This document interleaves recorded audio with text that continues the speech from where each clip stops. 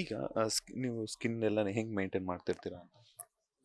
ಬೇರೆಯವ್ರದ್ದು ಏನೋ ಗೊತ್ತಿಲ್ಲ ನನಗೆ. ದೇವ್ರದಯಿಂದ ಭಗವಂತದಿಂದ ಏನೋ ಅಪ್ಪ ಅಮ್ಮನ ಎಂತ ಜೀನ್ ಬಂದಿರ್ಬೋದು ಏನೋ ಗೊತ್ತಿಲ್ಲ. ಜಾಸ್ತಿ ಏನು ಮೇಂಟೈನ್ ಮಾಡೋಕ್ಕಾಗಲ್ಲ. ಇರೋದನ್ನ ಹೇಗ್ ಕಾಪಾಡ್ಕೋಬೋದು ಅನ್ನೋದು ನೋಡ್ಕೊಂತೀನಿ ಅಷ್ಟೇ. ಅಂದ್ರೆ ಮಂತ್ಲಿ ಫೇಶಿಯಲ್ಸ್ ಇರುತ್ತೆ, ಅದೊಂದು ಮಾಡಿಸ್ಕೊಂತೀನಿ. ಅದು ಬಿಟ್ರೆ ಮನೇಲೆ ಹೋಮ್ ಫೇಶಿಯಲ್ಸ್ ನಮ್ಮಮ್ಮ ಕೆಲವೊಂದು ಹೇಳ್ಕೊಟ್ಟಿರ್ತಾರೆ. ಸೊ ಅದೊಂದು ಫೇಶಿಯಲ್ಸ್ ಮಾಡ್ಕೊಂಡು ಬಿಟ್ರೆ ಹೆಚ್ಚಾಗೇನು ಜಾಸ್ತಿ ಏನಿಲ್ಲ. ಹೆಚ್ಚಾಗಿ ನೀರು ಕುಡಿತೀನಿ. ನಾನು ನೀರು ಕುಡಿತೀನಿ. ಏನು ಕೊಟ್ಟಿದ್ದಾನೋ ಭಗವಂತ ಅದನ್ನ ಮೇಂಟೈನ್ ಮಾಡ್ಕೊಂಡು ಹೋಗ್ತಿದ್ದೀನಿ ಅಷ್ಟೇ. ಅದು ಬಿಟ್ರೆ ಇನ್ನೂ ಅದಕ್ಕೆ ಏನಾರ ಬೇಕು ಅಂತ ಏನೂ ಮಾಡ್ಕೊಂತಿಲ್ಲ. ಮನೇಲೆಲ್ಲ ಅಮ್ಮ ಎಲ್ಲ ಹೋಮ್ ರೆಮಿಡೀಸ್ ಎಲ್ಲ ಟ್ರೈ ಮಾಡ್ತಿರ್ತಾರೆ, ಹೇರ್ ಕೇರ್ ರೊಟೀನ್ಸ್ ಎಲ್ಲ. ನಿಮ್ಮ ಹೇರ್ ತುಂಬಾ ಸ್ಮೂತ್ ಅನ್ಸುತ್ತೆ ನನಗೆ ಅನ್ಸಿರೋ, ಯಾಕಂದ್ರೆ ನನಗೂ ಅದೇ ಇರೋದು ಅದಕ್ಕೆ. ಏರ್ ಬಗ್ಗೆನೇ ಆಗೋಗಿದೆ. ನಿಮ್ಗೆ ಆಕ್ಚುಲಿ ಯಾರು ನಂಗೆ ಕೇಳಿಲ್ಲ ಪ್ರೋಮೋದಲ್ಲಿ ನಂಗೆ ಅಲ್ಲೆಲ್ಲ ಏನಪ್ಪ ಲೆಂತಿ ಇದೆ, ಇಲ್ಲಿ ಶಾರ್ಟ್ ಇದೆ ಅಂತ. ಸೊ ಅದೇ ಆಗೋಗಿತ್ತು. ಔಟ್ಡೋರ್ ಶೂಟು, ನಂದು ಸಿಲ್ಕಿ ಏರು ಕೂರ್ತಾ ಇಲ್ಲ. ಏನು ಮಾಡಿದ್ರು ಕೂದಲು ಗಾಳಿ ಬಂದರೆ ಫುಲ್ ಮೆಸ್ಸಿ ಆಗ್ತಿದೆ ಮಾಡ್ತಿದೆ. ಸೊ ನನಗೂ ಸಿಕ್ಕಾಪಟ್ಟೆ ಕಷ್ಟ ಆಯಿತು ಇನಿಷಿಯಲ್ ಡೇಸಲ್ಲಿ. ಲಾಂಗ್ ಏರ್ ಅಂದರೆ ನಾನು ಬರೋ ತನಕ ಇಲ್ಲಿ ತನಕ ಪ್ರಾಜೆಕ್ಟ್ ಎಲ್ಲ ಆ ಸೇಮ್ ಹೇರ್ ಸ್ಟೈಲಲ್ಲೇ ಡಿಫ್ರೆಂಟ್ ಸೈಡ್ ಮಾಡ್ಕೊಂಡಿದ್ದೆ. ಬಟ್ ಇದು ಕಂಪ್ಲೀಟ್ ಶಾರ್ಟ್ ಮಾಡಿಸ್ಬೇಕು ಅಂದಾಗ ಸ್ವಲ್ಪ ಬೇಜಾರಾಯಿತು. ಆ್ಯಂಡ್ ಪಾತ್ರ ಏನು ಡಿಮ್ಯಾಂಡ್ ಮಾಡ್ತಿದ್ದಾರೆ ನಾವು ಮಾಡಲೇಬೇಕಲ್ಲ. ಅಮ್ಮ ಹೋಮ್ ರೆಮಿಡೀಸ್ ಸ್ವಲ್ಪ ಹೇಳ್ಕೊಟ್ಟಿದ್ದಾರೆ. ನಾನು ಸ್ವಲ್ಪ ತಂಗಿ ಜಾಸ್ತಿ, ಸೊ ಅವಳು ಅದು ಇದು ಎಲ್ಲ ಮಾಡ್ಕೊತ ಇರ್ತಾಳಲ್ಲ, ಹೆಂಗೋ ಸ್ವಲ್ಪ ಹೋಮ್ ರೆಮಿಡೀಸ್ನೇ ಸ್ವಲ್ಪ ಕಾಪಾಡ್ತಿರೋದನ್ನ ಅಂದ್ರೆ ಹೋಮ್ ರೆಮಿಡೀಸ್. ಯಾವ್ದಾದ್ರು ಒಂದು ಟಿಪ್ಸ್ ಅನ್ನ ನಿಮ್ಮ ಅಭಿಮಾನಿಗಳಿಗೆ ಹೇಳೋದಾದ್ರೆ? ಟಿಪ್ಸ್ ಏನಪ್ಪ ಅಂತಂದರೆ, ಈಗ ಯೂಶ್ವಲಿ ಹೆಂಗಾಗೋಗಿದೆ ಅಂದರೆ ನಾವು ಹುಡುಗರು ಎಣ್ಣೆನೇ ಹಚ್ತಿಲ್ಲ ತಲೆಗೆ ಏನು ಮಾಡಿದ್ರು. 26, 27ಗೆ ವೈಟ್ ಹೇರ್ಸ್. ನನಗೆ ಒಂದೆಲ್ಲೆಲ್ಲ ಮಧ್ಯ ಬಂದಾಗ ಏನಪ್ಪ ಇಷ್ಟು ಬೇಗ ಬರ್ತಾ ಇದೆಯಲ್ಲ ಅನಿಸುತ್ತೆ.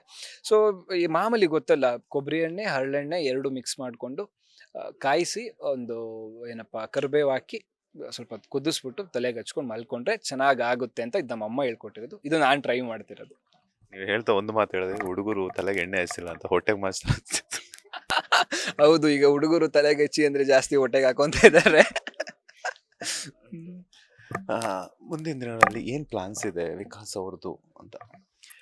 ಸದ್ಯಕ್ಕೆ ಅಂದ್ರೆ ನನಗೆ ಬಂದಾಗ ಇದ್ದಿದ್ದು ಪ್ಲಾನ್ಸ್ ಬೇರೆ, ಆಗ್ತಿರೋ ಪ್ಲಾನ್ಸ್ ಬೇರೆ. ಅನ್ಕೊಂಡಿದ್ದು ಯಾವ ಆಗಲ್ಲ.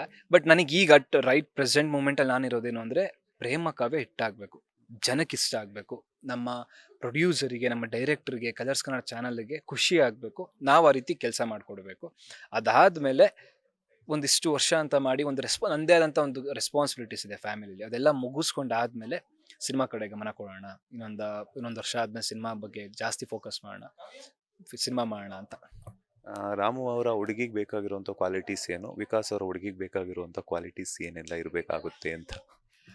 ರಾಮಿಗೆ ಬೇಕಾಗಿರೋಂಥ ಕ್ವಾಲಿಟೀಸ್ ಏನಂದರೆ, ರಾಮ್ ಓದಿದ್ದಾನೆ, ಎಜುಕೇಟೆಡ್ ಅವನು. ಸೊ ಅವನು ಎಜುಕೇಟೆಡ್ ಆಗಿರೋರನ್ನೇ ನೋಡಬೇಕು ಅಂತ ಅಂತಾನೆ. ಬಿಕಾಸ್ ಏನಕ್ಕೆ ಅಂತಂದರೆ, ಅವ್ನ ಪ್ರೊಫೆಷನಿಗೆ ಕೆಲಸ ಮಾಡೋದಕ್ಕೆ ಈಸಿ ಆದರೆ ಅವನು ಜನಕ್ಕೆ ಸೇವೆ ಮಾಡ್ತಾನೆ. ಸೊ ತನ್ನ ಪ್ರೊಫೆಷನ್ ಆಗಿದ್ದರೆ ಇಬ್ಬರು ಸೇರಿ ಇನ್ನೂ ಜನಕ್ಕೆ ಸಾಕಷ್ಟು ಜನಕ್ಕೆ ಸಹಾಯ ಮಾಡ್ಬೋದು, ಚಿಕಿತ್ಸೆ ಕೊಡ್ಬೋದು ಅನ್ನೋದು ಒಂದು ಇಂಟೆನ್ಷನ್ನು. ಎಜುಕೇಟೆಡ್ ಆಗಿರಬೇಕು ಅಂತ ಅವನ ಎಕ್ಸ್ಪೆಕ್ಟೇಷನು. ವಿಕ್ಕಿದ್ ಬಂದು ನನಗೂ ಸ್ವಲ್ಪ ಈಗಿನ ಪ್ರಪಂಚದಲ್ಲಿ ದುನಿಯಾದಲ್ಲಿ ಇಬ್ರು ದುಡಿದ್ರೆ ಬದುಕಕ್ಕಾಗೋದು, ಒಬ್ರು ದುಡಿದ್ರೆ ಬದುಕಕ್ಕಾಗಲ್ಲ. ಹಾಗಾಗಿ ನೀನ್ ಅಂದ್ರೆ ಲೈಕ್ ಆ ಹುಡುಗಿ ದುಡ್ದಿದ್ರಲ್ಲಿ ನಾನು ಬದುಕ್ಬೇಕು ಮಾಡ್ಬೇಕು ಅಂತಲ್ಲ. ಎಲ್ಲಾ ಕಡೆ ಹೆಂಗೆ ಈಕ್ವಾಲಿಟಿ ಜೆಂಡರ್ ಈಕ್ವಾಲಿಟಿ ಅಂತಾರಲ್ಲ, ಸೊ ಅದೇ ರೀತಿ ನಾನು ಹುಡುಗಿ ಓದ್ಕೊಂಡಿದ್ದು ಲಕ್ಷಗಟ್ಟಲೆ ಸಂಬಳ ಅಳ್ತಿದ್ರು ಒಂದು ಸಣ್ಣ ಮಟ್ಟಿಗೆ ಸಂಬಳ ತಗೊಂಡು ಬಬ್ಲಿಯಾಗಿ ನಮ್ಮ ಪಕ್ಕ ಕನ್ನಡತಿಯಾಗಿ ಸಂಪ್ರದಾಯಸ್ಥೆ ಆಗಿದ್ರೆ ಇಂಥ ಹುಡುಗಿ ಇಷ್ಟ ಆಗ್ತಾರೆ. ಆ್ಯಂಡ್ ಬಬ್ಲಿ ಆಗಿದ್ರೆ ಇಷ್ಟ ಆಗ್ತಾರೆ. ನಾನು ಸ್ವಲ್ಪ ಎಕ್ಸ್ಟ್ರೋವರ್ಟು, ನನಗೂ ಜಾಸ್ತಿ ಎಕ್ಸ್ಟ್ರೋವರ್ಟೇ ಇಷ್ಟ. ಪಟ ಅಂತ ಮಾತಾಡ್ತಿರ್ಬೇಕು. ಇಲ್ಲ ನಾನು ಮಾತಾಡ್ತಾನೆ ಇದ್ದಾಗ ಹಿಂಗೆ ಕೂತಿದ್ರೆ ಇಷ್ಟ ಆಗಲ್ಲ. ಸೊ ಆ ಥರ ಹುಡುಗಿರಿ ಅಂದರೆ ಇಷ್ಟ. ಇದುವರೆಗೂ ಯಾರ ಮೇಲೆ ಕ್ರಶ್ ಆಗಿದೆಯಾ ಅಂತ? ಕ್ರಶ್ ಏನು ಆಗ್ತಾನೆ ಇರುತ್ತೆ, ಗೊತ್ತಲ್ಲ ಬಾಯ್ಸ್ ಹೆಂಗೆ ಕ್ರಶ್ ಆಗ್ತಿರ್ತದೆ. ಈಗ ಫಾರ್ ಎಕ್ಸಾಂಪಲ್, ಈಗ ಯಾವುದೋ ಒಂದು ಏರಿಯಾದಲ್ಲಿ ಹಿಂಗೆ ಹೋಗಿರ್ತೀವಿ, ಕಾರ್ ಓಡಿಸ್ಕೊಂಡು ಬೈಕ್ ಓಡಿಸ್ಕೊಂಡು, ಅಲ್ಲೊಂದು ಕ್ರಶ್ ಆಗಿರುತ್ತೆ. ಮತ್ತು ಅದೇ ಒಂದು 2 ನಿಮಿಷ ಇಲ್ಲ ಒಂದು 2 ಅವರ್ ಬೇರೆ ಏರಿಯಾಗ ನೋಡಿ ಅಂದ್ರೆ ಇನ್ನೊಂದು ಹುಡುಗಿ ನೋಡಿದ ತಕ್ಷಣ ಹುಡುಗಿ ಮರ್ತು ಹೋಗಿರ್ತಾರೆ. ಕ್ರಶ್ ಆಗ್ತಾನೆ ಇರುತ್ತೆ, ಇಲ್ಲ ಅಂತ ಅಲ್ಲ. ಕ್ರಶ್ ಇದಾವೆ, ಬಟ್ ಹೇಳೋಕ್ಕಾಗಲ್ಲ. ಇನ್ಸ್ಟಾಗ್ರಾಮಲ್ಲಿ ಆಗಿರ್ಬೋದು, ಸೋಷಿಯಲ್ ಮೀಡಿಯಾದಲ್ಲಿ ಆಗಿರ್ಬೋದು, ರಿಯಲ್ ಲೈಫಲ್ಲಿ ಡೈರೆಕ್ಟ್ ಆಗಿರ್ಬೋದು, ಫೋನ್ ಕರೆಗಳ ಮೂಲಕ ಆಗಿರ್ಬೋದು, ಬಂದಿರುವಂತಹ ಯಾವುದಾದ್ರೂ ಒಂದು ಕ್ರೇಜಿಯೆಸ್ಟ್ ಪ್ರಪೋಸಲ್ ಬಗ್ಗೆ ಹೇಳೋದಾದರೆ? ಕ್ರೇಜಿಯೆಸ್ಟ್ ಪ್ರಪೋಸಲ್ಸ್ ಅಂದರೆ ಅದು ಕಾಲೇಜ್ ಟೈಮಲ್ಲೇ ಆಗಿತ್ತು. ನಮ್ಮದು ಕಾಲೇಜ್ ಸೆಕೆಂಡ್ PUC ಎಲ್ಲ ಡಿಗ್ರಿ ಟೈಮಲ್ಲಿ ಆಗಿತ್ತು. ಅಂದರೆ ಸಿಕ್ಕಾಪಟ್ಟೆ ಇಷ್ಟಪಡ್ತಿದ್ಲು ಆ ಹುಡುಗಿ. ನನಗೆ ಗೊತ್ತಿಲ್ಲ ಬೇರೆಯವ್ರ ಲೈಫಲ್ಲಿ ಹೆಂಗೆ ಏನು ಎತ್ತ ಅಂತ. ಬಟ್ ನನಗೆ ಸುತ್ತಮುತ್ತ ಇರೋ ಫ್ರೆಂಡ್ಸಲ್ಲಿ ನಾನು ಕೇಳಿದಂಗೆ ಯಾರಿಗೂ ಬ್ಲಡ್ನ ಅಂದರೆ ಲೈಕ್ ರಕ್ತ ಕುಯ್ಕೊಂಡು ಅದ್ರಲ್ಲಿ ಬ್ಲಡ್ಡಲ್ಲಿ ಲೆಟ್ರ್ ಬರ್ದಿರೋದು ನಮ್ಮ ಹುಡುಗರಲ್ಲಿ ಯಾರಿಗೂ ನಮ್ಗೆ ಗೊತ್ತಿಲ್ಲ, ನಮ್ಮ ಫ್ರೆಂಡ್ಸ್ ಝೋನಲ್ಲಿ. ಸೊ ಆ ಥರದೊಂದು ಕ್ರೇಜಿ ಎಷ್ಟು ಬಂದಿತ್ತು ಅಂದರೆ, ಒಬ್ರು ಇಷ್ಟಪಟ್ಟು ಕೈ ಕುಯ್ಕೊಂಡು ಅದರಿಂದ ಬರೆದು ಒಂದು ಪೇಜ್ ಒಂದೂವರೆ ಪೇಜು ಬರೆದು ಇಷ್ಟಪಡ್ತಿದ್ದೀನಿ ಹಂಗೆ ಹಿಂಗೆ ಅದು ಇದು ಅಂತ. ಸೊ ಅದೊಂದು ಕ್ರೇಜಿ ಎಷ್ಟಾಗಿರೋದು ಅಂದರೆ ಅದೊಂದು ಅಂದರೆ ಸ್ವಲ್ಪ ಯುನೀಕ್ ಆಗಿದೆ ಆ್ಯಂಡ್ ಕ್ರೇಜಿ ಆಗಿದೆ ಲೈಫಲ್ಲಿ.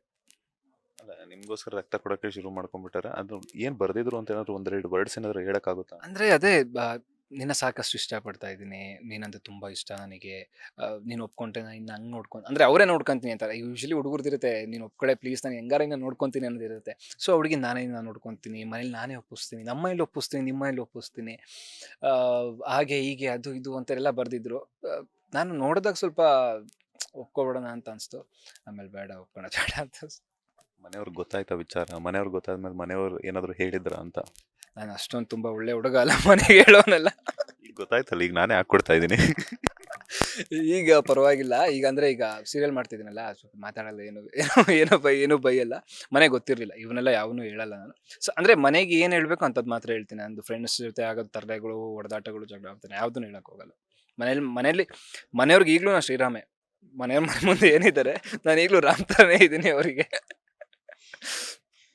ವಿಕಾಸ್ ಅವ್ರ ಒಳರೂಪ ಗೊತ್ತಿಲ್ಲ ಅನ್ಸುತ್ತೆ. ಮನೆಯವ್ರಿಗೆ ಇನ್ನೂ ಗೊತ್ತಿಲ್ಲ. ಅಂಡ್ ನಿಮ್ಮ ಅಮ್ಮನಿಗೆ ಯಾವತ್ತಾದ್ರೂ ಹೇಳಿದ್ರ, ಅಮ್ಮ ಯಾವತ್ತಾದ್ರೂ ಹೇಳಿದ್ರ ನನಗೆ ಇಂಥ ಸೊಸೆ ಬೇಕು ಮಗ ಅಂತ?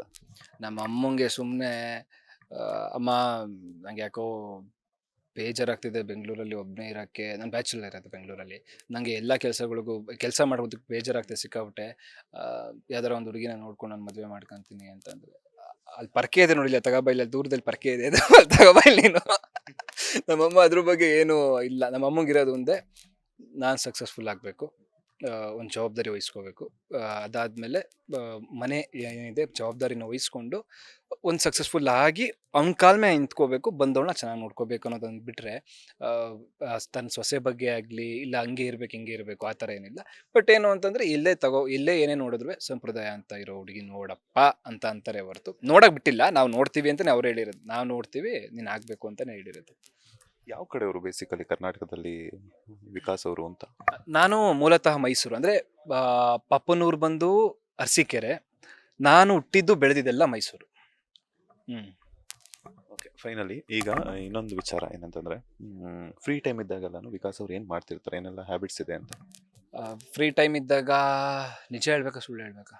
ಈಗ ನಿಜ ಹೇಳಲ್ಲ, ನೀವು ಹಾಕೊಡ್ತೀರಾ ಸುಳ್ಳು ಹೇಳ್ತೀನಿ. ಇಲ್ಲ, ನಿಜನೇ ಹೇಳ್ತೀನಿ. ಬುಕ್ಸ್ ಓದ್ತೀನಿ. ನಿಜನಾ ಇದು? ನಿಜನೇ ಹೇಳ್ತಿರೋದು.